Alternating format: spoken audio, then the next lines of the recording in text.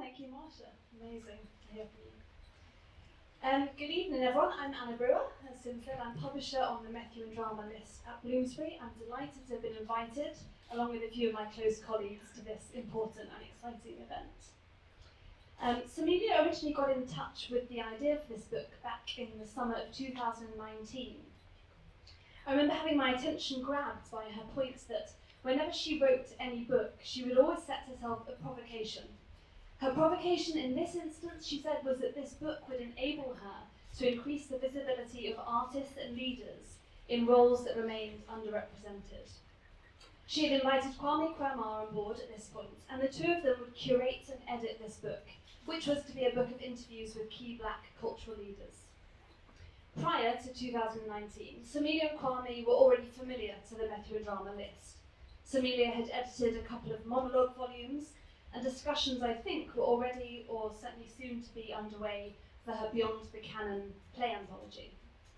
Kwame was a published playwright on our list, and his 2003 play, Almina's Kitchen, had just been voted by the public as the play of the decade in our 60 years of modern play celebrations.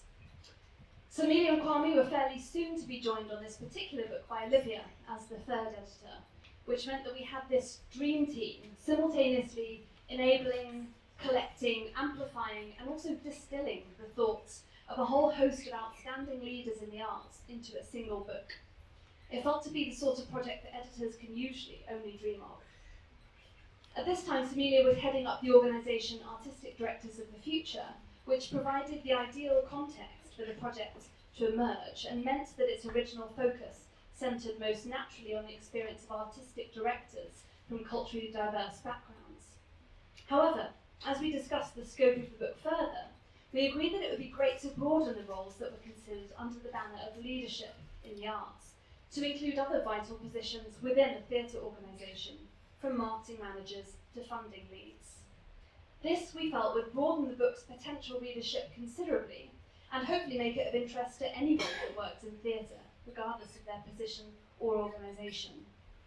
We also felt that the coverage of the book should be as international as possible, while also acknowledging that the confines of a 70,000 word book wouldn't allow us to be quite as international as we would perhaps like to be. The timing of these early conversations around this book coincided with a widespread recognition that the people in leadership roles within arts organisations should be more culturally diverse, and that the decades-old racist power structures within these organisations had to be dismantled. It was also at a time when we, as a publisher, were becoming increasingly aware of our responsibility and privilege as gatekeepers of what was disseminated, and the need to support and even help drive this move to greater inclusivity and representation within the arts.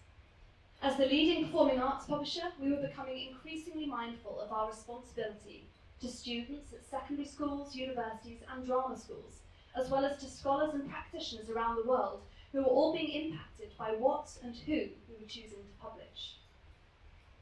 It was also about to become a time that none of us could have predicted. The COVID pandemic, lockdowns, and the subsequent closure of arts buildings around the world.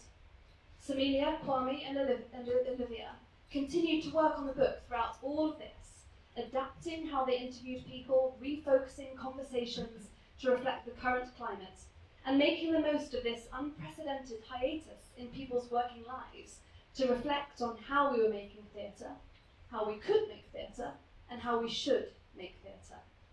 All of this feeds into the brilliant book we are discussing and celebrating tonight.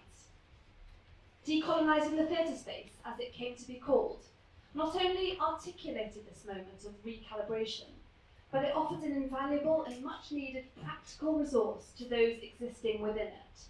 It served up tangible tools for managing a shifting and shifted arts landscape, and concrete support for the leaders that it was felt should now be taking the reins. The book addressed head-on the fact that while the appetite for change was now urgently felt and was urgently needed, stepping into leadership roles of these kinds, particularly in a landscape so dreadfully impacted by the pandemic and previously so white-dominated, would likely be a lonely, exposing, and high-stakes experience that could leave an individual feeling overwhelmed and potentially like they're failing without the right support.